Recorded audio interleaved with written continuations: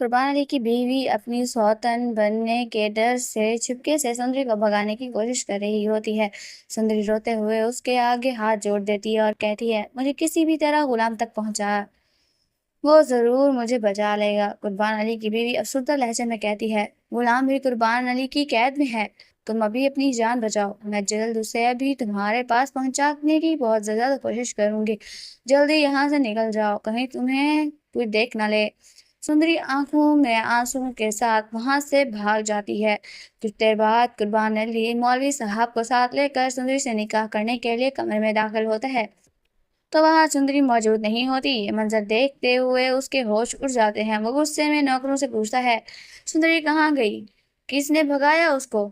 मगर किसी के पास कोई जवाब नहीं होता। तभी कुर्बान अली को फौरन एहसास होता है कि ये सब काम उसकी अपनी बीवी का है। वो गुस्से में पागल होता है और अपनी बीवी के पास पहुंचता है और दहाड़ते हुए कहता है, सुंदरी को कहाँ छुपाया है? फौरन मेरे हवाले करो, वरना मैं तुम्हें हमेशा हमेशा के लिए छोड़ दूंगा। लेकिन कुर्बान अली की बीवी की खामोशी रहती है।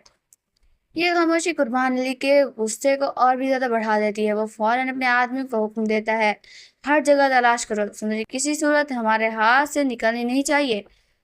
दूसरी तरफ सिरा बादशाह को गुलाम की आखिरी लोकेशन मिल जाती है। यह खबर उसके लिए किसी खजाने से कम नहीं होती।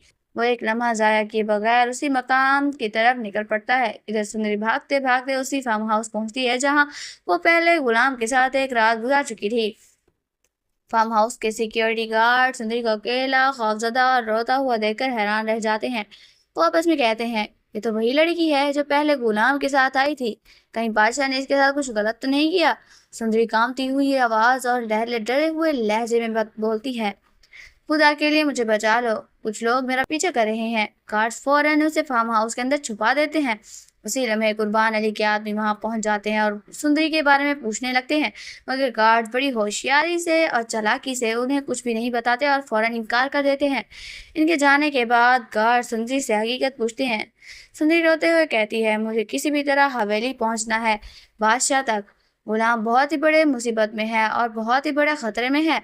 सिर्फ बादशाह ही उसे बचा सकता है इस मुसीबत से। अगले ही लम्हे बादशाह की गाड़ी वहीं उसी फार्म हाउस के सामने ही खराब हो जाती है। क्या ये कोई इत्तेफाक था?